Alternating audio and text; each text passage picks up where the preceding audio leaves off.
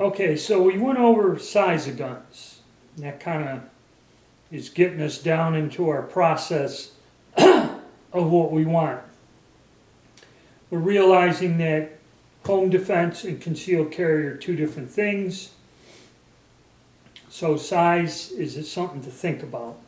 Next is the caliber. This is kind of an important thing is the caliber. Like they said in the list, something that's readily available, and economical. Okay? And what I did is I did a quick search online, and we'll go with some of the common calibers. 9mm, if you go with the foreign steel case stuff, which is the cheapest stuff you can get, it's non-reloadable. I use it, I shoot a lot of it. It's not top quality ammo or match ammo, but it works and it's inexpensive, okay? You're looking roughly, say, $7, $8 a box. Now, if you go with like a Federal cartridge or a good brass case cartridge of a generic brand, you're looking at $13 for 50 rounds and up, probably in a retail outlet. Unless you buy in bulk, like you buy a case of 1,000 rounds, that'll lower it a little. 38 special is a little bit more expensive. Even the steel case stuff is close to $10 a box. Okay, and you get into Federal or some U.S. made ammo, you might find foreign ammo cheaper, but you're looking at $15 or more. And these prices are kind of, I think, close to case prices, so maybe more.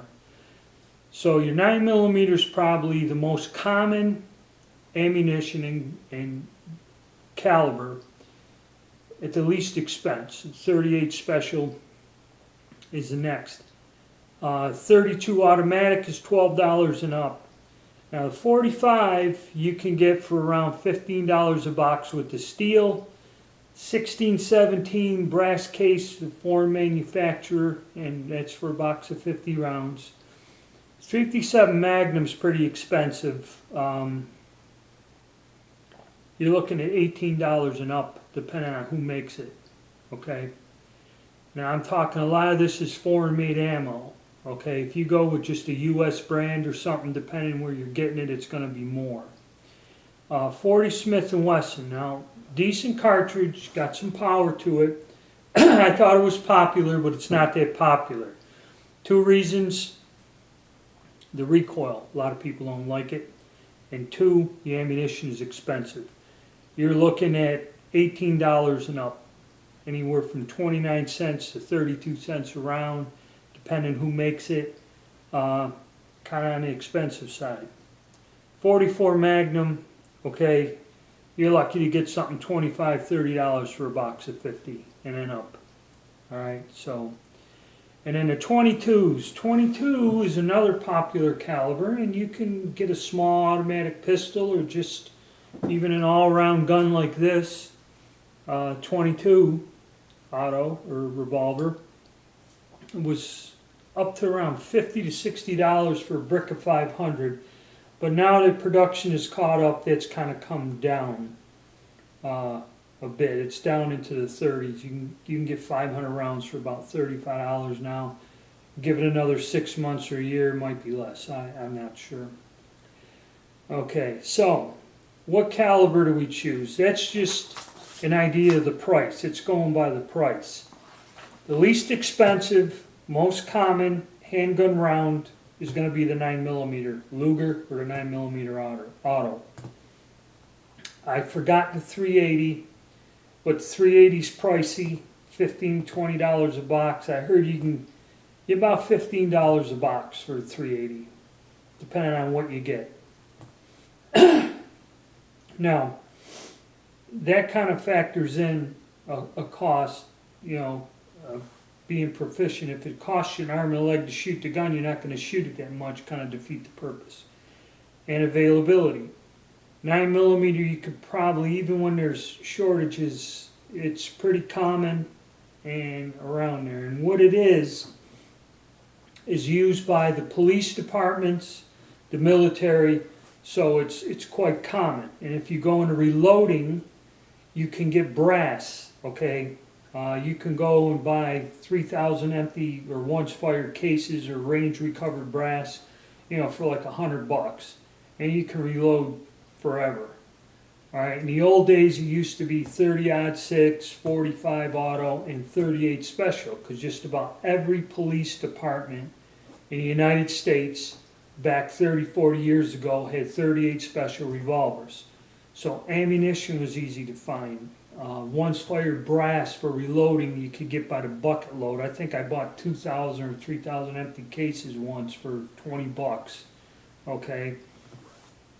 A lot of stuff. The more common it is, the least expensive it is. If you get into reloading, the easier it is to get components, and also the more popular the cartridge is, like the 9mm, you can buy, if you don't reload, you can go and find a very wide range of ammunition, whether it just be plain ball ammo, jacketed hollow points, whatever. You can get all kinds of specialty ammo if that's what you feel you need. Okay? And it's available. If you want to get into the argument of what caliber to pick, I mean, this has gone on ever since I was interested in guns in the 70s. Everybody, well, the 45 automatic was the way to go. Okay? Then Dirty Harry in the 70s, the 44 Magnum, the most powerful handgun in the world. And everybody had to have one. Okay? Power and practicality. Now, the 44 Magnum is a good cartridge to hunt with. You can shoot a deer or a black bear with this pistol and take them down with confidence, okay? But for home defense, like I said, blowing a hole through your house and a neighbor's house really isn't a good practical idea. The 45, been around over 100 years. It's a good caliber. A lot of guys love it. The only thing is the ammunition and reloading for it now is a little tad bit more expensive. What it is just a slow-moving, heavy, huge bullet, okay? And against a living creature. I'm not talking about knocking down cinder block walls or shooting through an engine block. Against a living being, this gun, this wound effect, you don't need hollow points or high velocity or plus P ammo. The 45 ball round does good, okay? You hit something with this, it's going down. It's just a matter of physics. The 40 Smith & Wesson come out, and what this is they just got around to developing a cartridge that was more powerful than the 9 and kind of loaded to its potential supersedes the 45, okay, in power and shock when it hits something. But the thing is, the recoil on this gun, a lot of police departments adopted this firearm, but in this caliber, 40mm, but they've dropped it because you can get a lot of 40s out on the surplus market from police departments. They don't use it. They all go to the 9mm. I think part of it's recoil. Now, like I said, you go with the 9 is good. 9mm or 38 special are just, the only thing about a 38 special is usually it's in a revolver. You have versatility with a 38 special. You can have light loads up to some fairly good powerful loads. 38 special don't really go much faster than 900 feet per second with a 158 grain bullet. You can put a heavy bullet in here. You can put 110s in here and be on par with a 9mm. Maybe got a little bit more pop in it, but they're about the same. I'd say they're in the same class. And then the 9mm, okay, general purpose, easy to find, kind of suggested. 380, a lot of guns out there, a lot of ammunition made for them. Has enough power. This is what I carry, this little 380. Okay, you can get jacketed hollow points and bullets that bust apart and tear the hell out of somebody. So, very good knockdown killing effect for self-defense. Then, like, there's a 32 automatic, which is, that one I'd say is kind of, if you're into surplus guns or you have an old gun left by a family member, 32 auto, you can get jacketed hollow points for it. It could be usable. 9mm Makarov falls in between the 9 and the 380. There's been an influx of a lot of surplus guns. A lot of them are along the size of a Walther PPK, which kind of falls in small enough for concealed carry, and you can get them reasonable. U.S. ammunition manufacturers, or you can get hollow point ammo and specialty ammo in that caliber.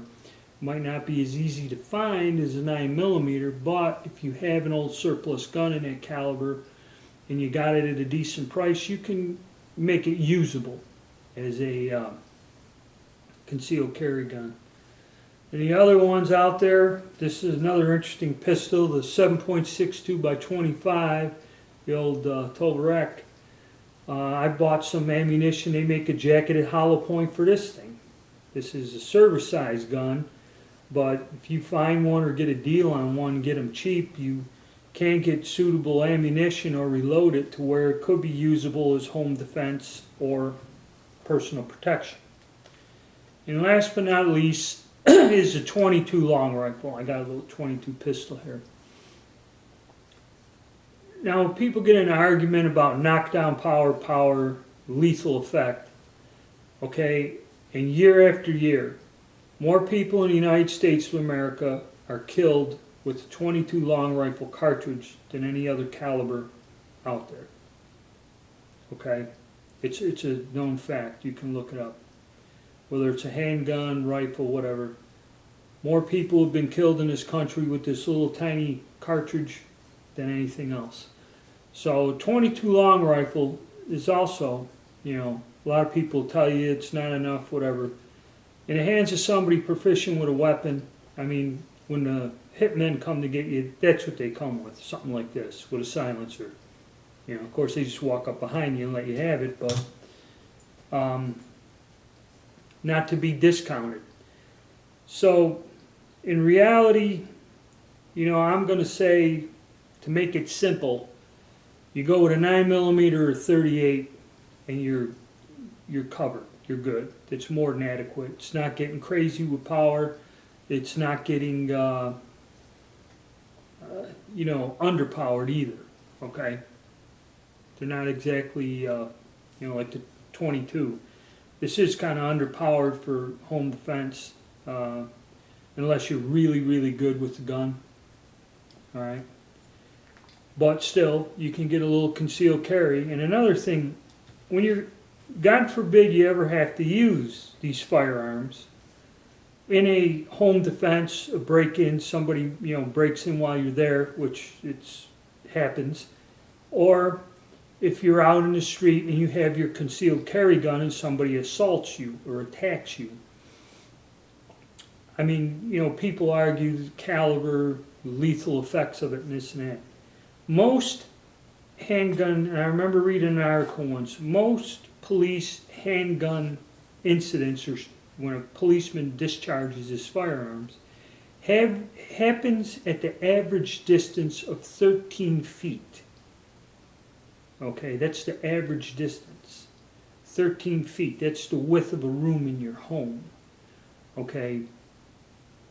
I really don't foresee, you know, if somebody attacks me, they're going to be closer, or, you know, I could run or something, but if I have to ever pull this out, the person's going to be like 10 foot or closer to me. So really the sights in this, for what this does, just pull it out and point at the center of them and let, you know, let loose. This is more than adequate. It's more than powerful. I don't need a snub-nosed 44 Magnum or a 45. They do make some real small concealable 45 pistols, which is getting too much power. Even the 40. Taurus makes a slim in 40 caliber, 40 Smith & Wesson. I take the 9 over the 40. I mean, yeah, the 40's got more power, bigger bullet, but it'd be hard to control. The gun is no good if when you fire it and you can't hit what you're aiming at. because of the recoil, flinching. You know, if the gun's uncomfortable to shoot, you're going to flinch. Okay, it's a lot of things to take into consideration. I see a lot of people at the gun show, this woman, looking at a little 38 snub nose. Now they make these with titanium lightweight for concealed carry or carrying lightweight guns. Now this is an old one made out of steel.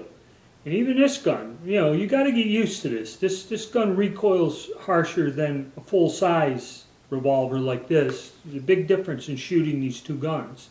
There's more weight here, it's more controllable, and you can easily get more accurate with this. You'd have to practice more, get used to it, but this gun is accurate too. But you have to be proficient with this weapon as compared to a full-size gun. Okay, and if you go and put it some lightweight thing and cut this weight in half, the recoil is going to be harder, it's going to sting your hands. Okay, and that's another thing. The two little 380s, like I showed you before, this little Taurus and this Kimber. Now my wife likes this Kimber, and she shoots it quite well, quite accurately, and quite proficiently. Why? Okay, the sights are a little bit better. It's a more well-made gun, but it's made out of solid steel. Okay, it weighs more, a little more than this Taurus, but this Taurus with the polymer handguard, when you fire it, it stings your hands. There's a noticeable stinging with these polymer guns. They're lightweight, compact, but when you fire it, it's uncomfortable to her. This more expensive, heavier gun, okay, is more comfortable for her to shoot, and she shoots it often and becomes proficient with it. So that's another factor you have to consider. You know, buying trading weight for your accuracy or usefulness can be a factor. You know, because like I remember the woman was telling me, oh, that's a titanium 38 and it uses a P plus or plus P ammo. You don't need that. At 10 feet, you can load the 38 down where a bullet's going 600-700 feet per second. A 158 grain bullet hits somebody, that's enough to do them in. Okay, you don't need to drive the bullet 1,000 feet per second and it expands out from, you know, the 38 to like 3/4 of an inch or something. You got to kind of gauge it, because even if you have the most powerful cartridge, the most lethal cartridge, if you cannot hit your target, it's no good to you. Okay, so that's something you got to look into. But my conclusion is, with the way things are now, the cost, popularity, and variety available, a 9mm semi-automatic is probably the way to go, one way or the other. Concealed carry or home defense. Okay? And we'll get into that more with revolvers versus automatics.